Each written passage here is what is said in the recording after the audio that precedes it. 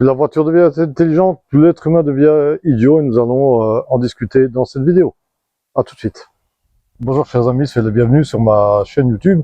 Pour une fois, je ne suis pas dans mon jardin, je suis dans une voiture. Ce n'est pas ma voiture, c'est un véhicule de remplacement. Et ça faisait un moment que je pensais faire une vidéo justement sur la technologie, que ce soit sur nos téléphones, l'intelligence artificielle ou les voitures intelligentes. Et voilà, j'ai eu l'occasion... j'ai eu l'inspiration de le faire sur les voitures intelligentes, parce que il m'arrive une mésaventure, c'est que ma voiture, mon SUV Mitsubishi Outlander est tombé en panne, donc j'ai un problème d'embrayage. On est en train de la réparer en ce moment au garage, et Touring Assistance m'a fourni un véhicule de remplacement que je vais garder seulement jusque lundi, mais ça c'est une autre histoire. Il s'avère que cette voiture est une voiture, on va dire, semi-intelligente. Moi, je n'avais jamais vu quelque chose comme ça auparavant. Et justement, je me dis que c'est une bonne occasion de pouvoir en parler, de pouvoir parler justement des conséquences de ce genre de technologie. Déjà ici, donc pour ma voiture, pour ma Mitsubishi Outlander, elle est quand même bourrée déjà. Donc c'est une voiture qui a déjà une dizaine d'années, mais elle est bourrée de gadgets, comme j'ai une caméra de recul, j'ai des radars partout. Donc voilà, elle est quand même, voilà, elle est quand même pas mal équipée déjà. Je me demande comment est-ce qu'on va faire le jour où on aura une voiture à l'ancienne qui n'a pas de caméra de recul, qui n'a pas de radar, ou tout simplement, même ici, bon voilà, elle a les feux qui s'éteignent tout seul quand on coupe le contact, qui s'allument tout seul dès qu'il fait sombre. On a l'essuie-glace qui va commencer à battre dès qu'il y a un peu de pluie. Déjà, voilà, c'est des choses, on s'habitue à ce genre de progrès-là, et malheureusement, voilà, ça va faire qu'on n'est plus capable de se débrouiller à l'ancienne avec une voiture. Mais ici, cette voiture de remplacement, c'est encore un autre level par rapport à ce que je connais. Et c'est quoi? C'est-à-dire que c'est une voiture qui est quand même quasiment semi-autonome. Donc ici, évidemment, elle est hyper connectée. On a même des possibilités de charger un iPhone sur le tableau de bord. Enfin, je n'ai jamais vu des choses comme ça. On a une image quasiment on a une image de la voiture vue du dessus, ce qui montre qu'il y a probablement des tas de caméras partout. Elle est hyper connectée, et surtout, elle a un système de cruise control qui permet en fait qui est étonnamment très intelligent. Pourquoi? Parce que si jamais,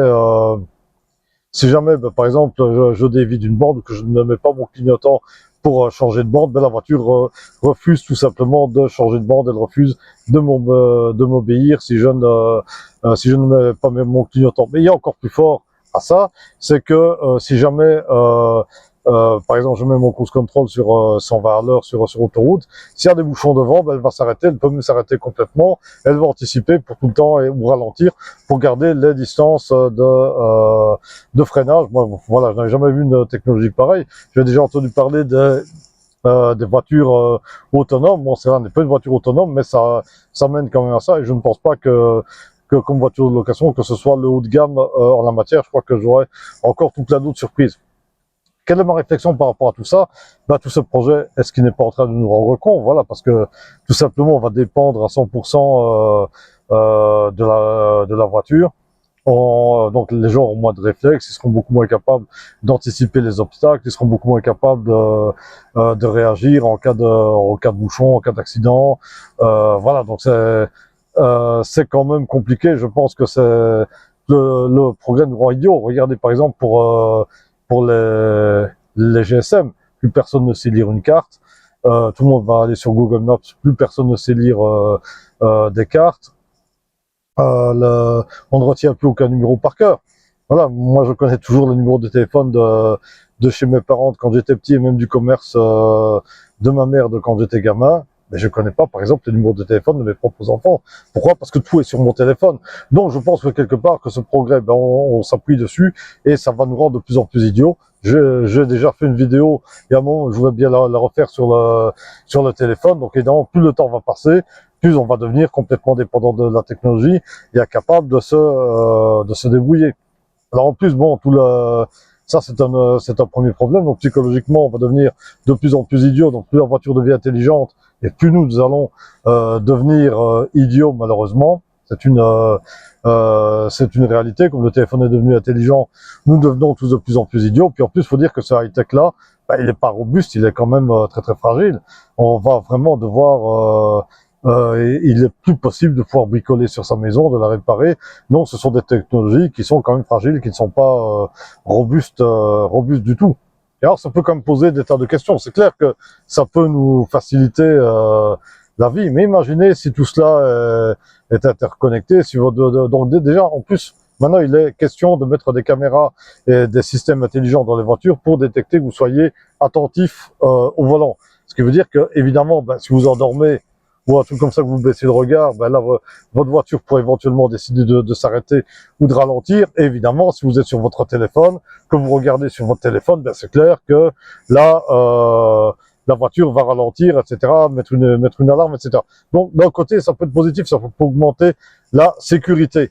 Ouais, mais le problème qu'il y a, c'est que aussi, d'un autre côté, ça fait que votre voiture va vous va quand même être capable de vous contrôler.